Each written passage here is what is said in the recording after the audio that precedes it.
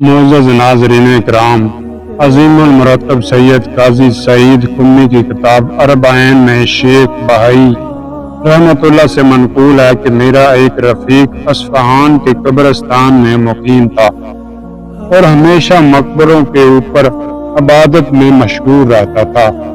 کبھی کبھی میں اس کی ملاقات کو چلا جاتا تھا۔ چنانچہ ایک روز اس سے سوال کیا کہ تم نے قبرستان کے عجائبات میں سے کیا دیکھا ہے؟ اس نے کہا، ایک روز قبل قبرستان میں ایک جنازہ لایا گیا اور اس گوشہ میں دفن کر کے سب لوگ چلے گئے۔ غروب آفتاب کے وقت ایک بدبو پھیلی جس نے مجھے پریشان کر دیا، کیونکہ ایسی شدید بدبو میں نے تمام عمر میں کبھی نہیں سونگھی تھی۔ اچانک کتے سے مشابہ ایک وحشت ناک اور سیاہ رنگ کی صورت نظر آئی جس سے وہ بدبو نکل رہی تھی۔ یہ صورت قریب آئی اور اسی قبر کے اوپر پہنچ کر غائب ہو گئی۔ ابھی زیادہ دیر نہیں گزری تھی کہ عطر کی ایسی خوشبو بلند ہوئی جیسی خوشبو میں نے عمر بھر میں نہیں سونگھی تھی۔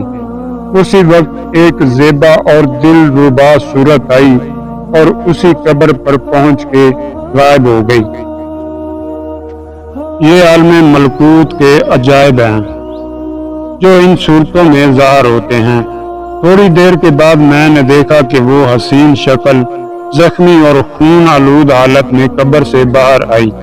میں نے کہا، خداوندہ مجھے آگاہ فرما دے کہ یہ دو صورتیں کیا تھیں۔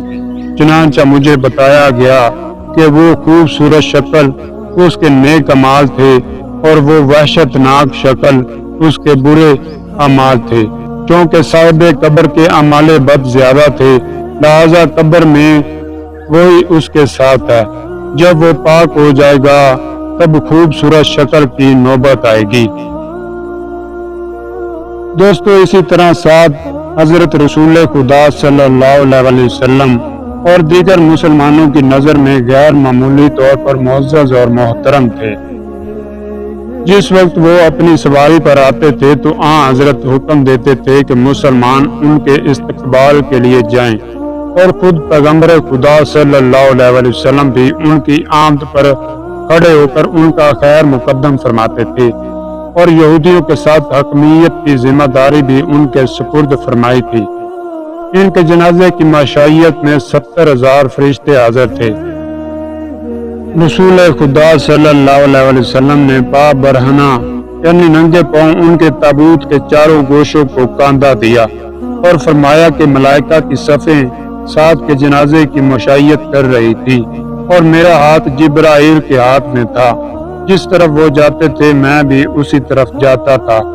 خلاصہ یہ کہ پیغمبر صلی اللہ علیہ وسلم کے نزدیک اس قدر احترام مشیت جنازہ کے ان خصوصیات اور اس شرف کے باوجود کہ حضرت رسول خدا صلی اللہ علیہ وسلم نے انہیں خود اپنے ہاتھوں سے قبر میں اتارا کہ جب ان کی ماں نے آواز دی کہ خوش حال تمہارا اے سعد، تمہیں جنت مبارک ہو، تو حضرت صلی اللہ علیہ وسلم نے فرمایا، تم نے کہاں سے جانا کہ تمہارا فرزند اہل جنت میں سے ہے؟